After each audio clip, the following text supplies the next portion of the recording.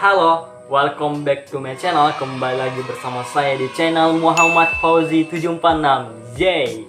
Oke teman-teman, dalam video kali ini aku akan bahas tentang tren bisnis tahun 2020 terupdate bulan Agustus teman-teman. Dan ini adalah tren bisnis yang cocok banget bagi teman-teman generasi millennials dan generasi Z. Pasti teman-teman penasaran kan apa saja tren bisnis tahun 2020 di bulan Agustus ini? Maka teman-teman jangan lupa di subscribe dulu channel ini, di like jika teman-teman suka video ini, dan share ke teman-teman kalian supaya teman-teman kalian tuh tahu bahwa ini adalah tren bisnis tahun 2020. Oke, tanpa berlama-lama lagi langsung saja kita menuju ke pembahasannya guys.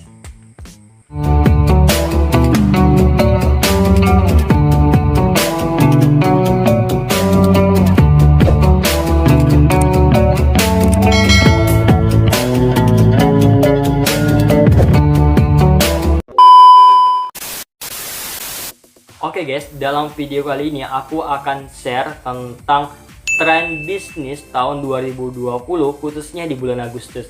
Di sini aku akan bagi menjadi 5 poin ya guys. Oke, langsung saja kita menuju poin yang pertama, yaitu adalah thrift shop. Teman-teman udah pada tahu kan thrift shop itu apa? Ya, thrift shop itu adalah belanja barang bekas. Dan ini menjadi sebuah tren sih bagi teman-teman generasi Z dan generasi milenial. Melihat animo pembeli ini semakin banyak, jenis usaha ini sebenarnya bisa menjadi peluang bisnis bagi teman-teman atau anak-anak muda yang mengerti tentang dunia fashion dan mengerti tentang brand teman-teman. Di sini aku akan berikan alasan kenapa thrift shop ini bisa menjadi peluang bisnis. Oke, alasan yang pertama yaitu adalah walaupun bekas namun tetap menjadi pilihan. Thrift shopping ini kan sebenarnya diidentikan dengan barang-barang bekas kan, seperti dimulai dari kemeja, topi, kaos, celana, hoodie, dan lain-lain. Walaupun barang bekas, jumlah anak muda itu tetap menjatuhkan pilihannya untuk belanja barang bekas dengan dalih untuk hemat budget gitu kan. Sebagai seorang pembeli itu kan kita juga harus jadi smart buyer kan gitu kan, karena ada beberapa barang itu yang kualitas yang memang bagus dan ada juga beberapa barang thrift shop ini kualitasnya kurang bagus gitu. Kalau teman-teman itu sebagai penjual, kita juga harus memerhatikan kualitas barang yang kita jual supaya customer atau konsumen pada saat beli barang teman-teman itu tidak kecewa. Yang kedua, alasan thrift shop ini bisa menjadi peluang bisnis yaitu adalah harganya pas di kantong. Keuntungan berbelanja dengan pakaian bekas yaitu adalah harga-harganya itu sangat bervariasi dan sangat terjangkau di dompet mahasiswa atau dompet teman-teman gitu kan. Faktor inilah yang menjadi daya tarik untuk anak-anak muda yang ingin tetap bergaya meskipun dengan budget yang minim.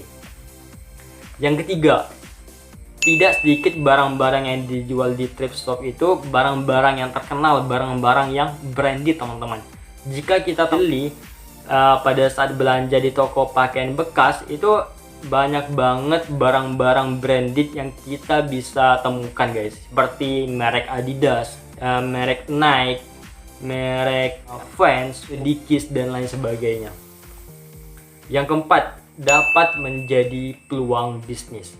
Kemajuan teknologi dan maraknya sistem belanja secara online di berbagai marketplace seperti Shopee, Tokopedia, Lazada, dan thrift shop ini secara online bukanlah hal yang tidak mungkin teman-teman.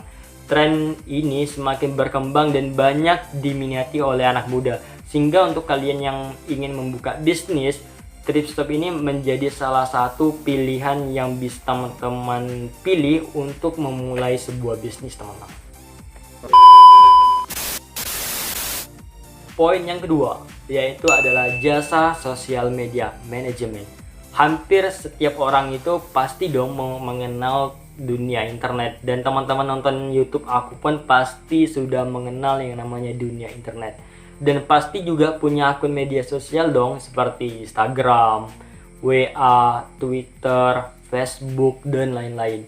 Paling tidak mereka pasti memiliki akun di salah satu media sosial tersebut.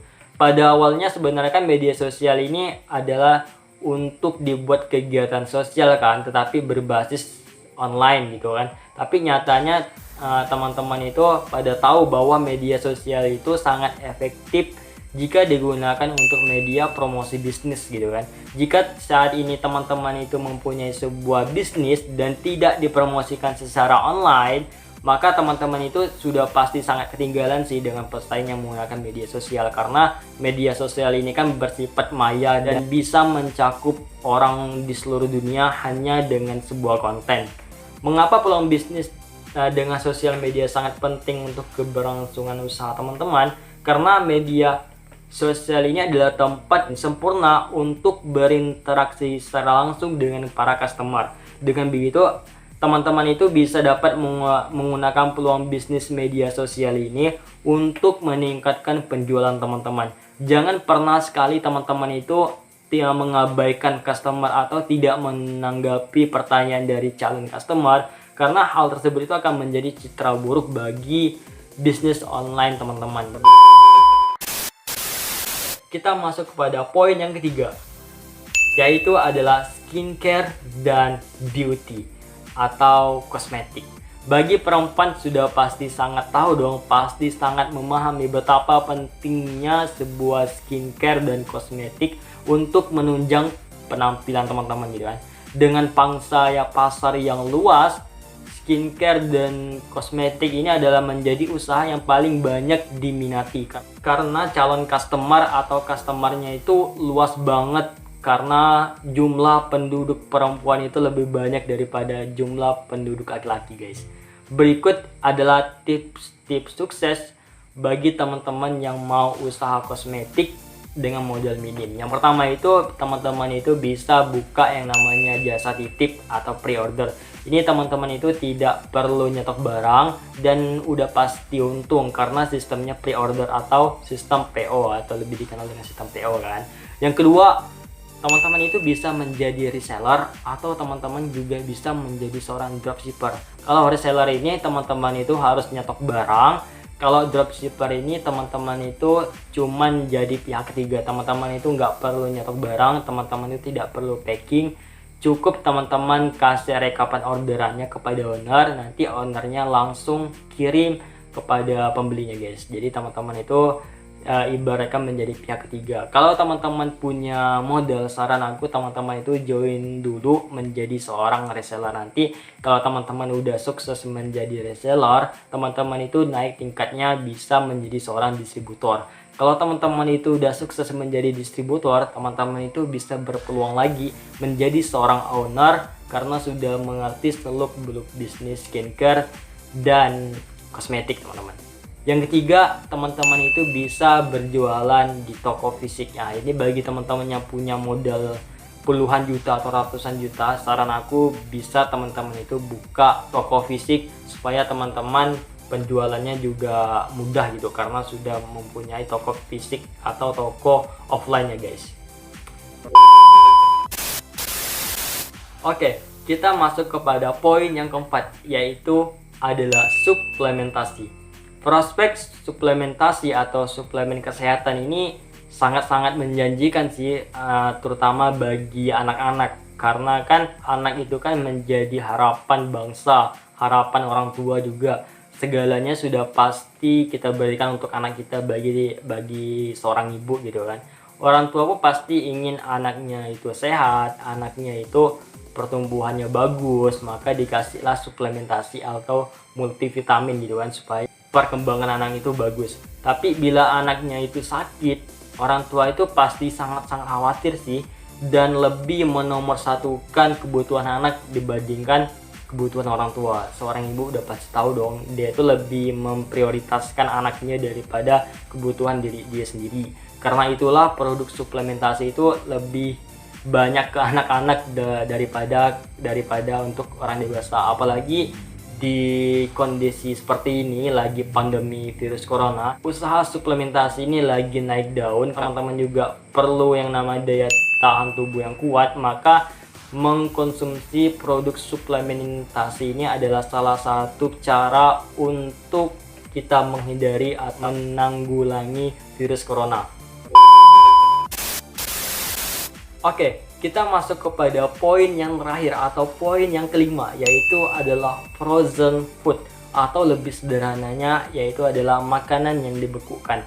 Makanan yang dibekukan atau frozen food, permintaan akhir-akhir ini meningkat karena teman-teman udah pada tahu kita lagi kondisi virus corona dan ada himbauan untuk di rumah aja, maka permintaan terhadap makanan yang dibekukan atau frozen food ini sangat-sangat meningkat.